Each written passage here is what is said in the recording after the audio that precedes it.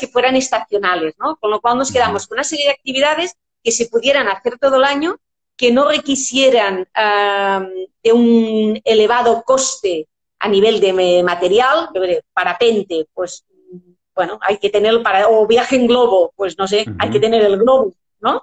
Cosas que fueran factibles y que también no se necesitara eso, ¿no? De unas cualidades muy técnicas por parte de los participantes. Bueno, al final quedaron 10 actividades como senderismo, slackline, yoga, barranquismo, escalada, vías ferratas, y de todas estas, luego, claro, tuvimos que adaptar las mejores para el hospital. Es evidente que, al menos ahora, hoy por hoy, pues no me puedo llevar a todos los pacientes de mi hospital a hacer escalada, ¿no? Que a lo mejor todo se andará poco a poco. Pero de momento sí que se seleccionaron las actividades que eran más fáciles de implementar en el hospital, que fueron esto, el senderismo, el yoga, bueno, luego hicimos como el Shri Yoku, pero lo que pasa es que hicimos el mindfulness. Nosotros le sacamos toda esta parte, no sé si os suena, ¿eh? Este es algo que viene de Oriente, pero le sacamos toda la parte más filosófica, energética, y simplemente lo que hacemos es un mindfulness en la naturaleza. Ya está. Y luego en estas actividades las unimos con los targets cognitivos que nos salió que se podían trabajar mejor. Es decir, con la marcha nórdica, que también hicimos, pues vamos a trabajar, por ejemplo, la efectividad positiva. O con el yoga vamos a trabajar más el catastrofismo. Luego, la terapia que hice fue esos 4 ingredientes que dije que había trabajado dentro del hospital, ¿no? Educación en neurociencia del dolor, terapia cognitivo-conductual, mindfulness, y esa parte de ejercicio terapéutico fue la que sustituí. Cuando hice la terapia outdoor, sustituí ese ejercicio terapéutico que de forma indoor pues eran ejercicios de estiramiento, ¿no? De stretching, de fuerza muscular, de juegos, porque siempre se une mucho la parte de diversión, de juego, la parte lúdica. Pues se sustituyó esta parte con hacer estas actividades específicas para trabajar estos targets específicos de autoeficacia, de catastrofismo, de afectividad positiva, negativa, o sea que no es solo el simple hecho de hacer la exposición natural, ¿no? De decir, estamos en la naturaleza y ya está, no. Hicimos toda la intervención en la naturaleza, pero además utilizamos este concepto de Adventure Therapy, de hacer determinadas actividades para intentar trabajar y mejorar unos aspectos, unos targets cognitivos específicos para la fibromialgia. Maravilloso. Es que me lío a hablar, tú córtame, ¿eh? Tú córtame, no, que me lío a hablar. No, es que te escucho y se me eriza la piel, perdón, pero me encanta lo que estás diciendo, me encanta, me ha dejado sin palabras, me encanta, porque cómo abordás increíble a la persona, pero no abordándola sin sentido, ¿no? Sino teniendo especificidad, ¿no? El hecho de decir, bueno, tal persona con tal característica sirve o puede andar para esta actividad, tal persona puede andar para esta otra, ¿no? Qué maravilloso, porque muchas veces uno piensa que por ahí con una persona con fibromialgia es todo lo mismo. Y no, hay que ver el entorno, hay que ver un montón de cosas de su historia, como para después encaminarla a cuál es su actividad específica, ¿no? Sí, sí, totalmente. De hecho, la parte de ejercicio, aunque es verdad que, claro, yo trabajo en grupos grandes, piensa que en el hospital, por desgracia, son cientos de pacientes. De hecho, estamos trabajando para que desde primaria, porque estamos convencidísimas, y hablo en femenino porque prácticamente todas las de la unidad somos mujeres, pues estamos convencidísimas de que estos son programas, el que estoy haciendo, programas similares que ya se están haciendo también en otros sitios, hay que instaurarlo en primaria. El problema que tenemos aquí, ahora hablaré exclusivamente en Cataluña, ¿no? Es que no hay fisios, no hay fisioterapeutas en primaria, en salud pública, con lo cual es más complicado instaurar este tipo de programas, pero es una enfermedad que es muy prevalente, desgraciadamente, y necesitamos el apoyo de los CAPs, de los centros de atención primaria, para que lleven a cabo programas similares, porque lo que digo, es una enfermedad muy prevalente, y una vez con la coordinadora de la unidad hizo así un cálculo aproximado y solo con los pacientes de zona, que no es todo Barcelona ni todo Cataluña, no, solo la parte de zona que le corresponde al hospital, tardaría 33 años a visitar todos los pacientes que hay. O sea, es una locura, es imposible. Sí, es una locura. Con lo cual necesitamos el apoyo de primaria. Ahora en septiembre, si todo va bien, con 3 centros en primaria que van a empezar el mismo programa, porque como ahora, desgraciadamente, por el tema del COVID, pues no podemos estar de forma presencial, pues se hace de todo de forma virtual. Y el hecho de forma virtual pues va a permitir que esa virtualidad, ¿no?, esa terapia que yo hago de forma virtual, pues se pueda beneficiar estos centros y vamos a hacer la prueba a ver cómo va y que más pacientes se puedan beneficiar, ¿no? Pero retomando lo que decíamos, yo trabajo en grupos grandes, ¿no? En grupos pequeños sería fantástico, sería ideal, pero es imposible. Si trabajando con grupos grandes tardaré 33 años, imagínate, ¿no?, si lo hiciera con grupos más reducidos, con lo cual es por cuestión de presión asistencial. De hecho, grupos grandes me estoy refiriendo que hago grupos de 20, 22, 23 pacientes. Es una barbaridad y no lo recomiendo.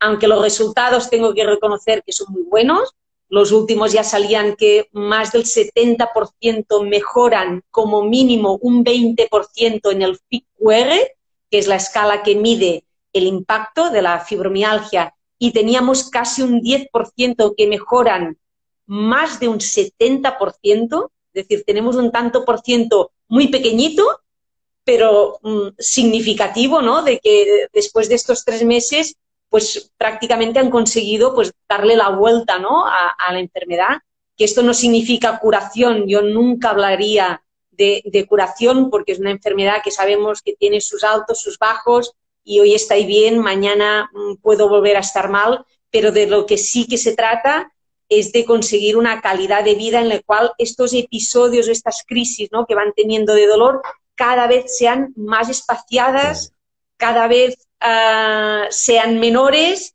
y cada vez sean también más reducidas en el tiempo, ¿no? Y esto creo que en al menos una parte de los pacientes lo estamos consiguiendo. Y la pauta, decíamos, ¿no?, que son grupos grandes, pero aún así la pauta de ejercicio siempre intento que sea personalizada. Siempre intento porque, claro, se les establece el mínimo basal, ¿no?, lo que cada paciente puede hacer sin que sus síntomas se vean gravemente perjudicados. Ese es el mínimo. Y ese mínimo siempre lo establezco de forma individual con la persona. Igual que la graduación, es decir, la progresión que deberá hacer durante los 3 meses, porque nuestro programa dura 3 meses, pues el mínimo por el que empieza y esa progresión siempre se establece de forma individual. Sí que es verdad que, por ejemplo, ¿cómo se personaliza? Lo que les pauto de ejercicio en casa, básicamente es caminar, pero si a una persona no le gusta caminar, pues que se vaya a nadar o que sea en bicicleta. Es decir, aunque haya esa pauta general, luego cada persona, ¿no?, puede decir si lo que se siente más a gusto, porque yo siempre digo, es cuestión de prioridad, de preferencias. Aquello que le resuene más al paciente, aquello que tenga más significado para ellas, aquello que les guste más es lo que se debe hacer, porque si tú me dijeras qué ejercicio es el más completo, pues a lo mejor te diría que la natación, pero si no te gusta nadar, si no te gusta meterte en el agua, por favor, no lo hagas, porque es que no te va a servir de nada. Si lo que te gusta son las canicas, pues juega canicas, vamos a ver cómo nos buscamos la manera de que te muevas al máximo posible jugando a las canicas, ¿no? Totalmente. Pero que para mí el kit de todo es que la persona haga el ejercicio que más le guste, porque ese es el que va a poder mantener, es el que va a poder fomentar, es el que podrá hacer una progresión. Si empezamos a hacer con algo que ya no te gusta y que lo haces por obligación, es que no va a servir. Porque yo siempre digo, la parte de ejercicio que hago en este abordaje, en esta terapia multicomponente, no es solo para mejorar la parte física, que evidentemente el ejercicio por sí mismo no vamos a hablar de las bondades, ¿no?, y enormes beneficios que tiene.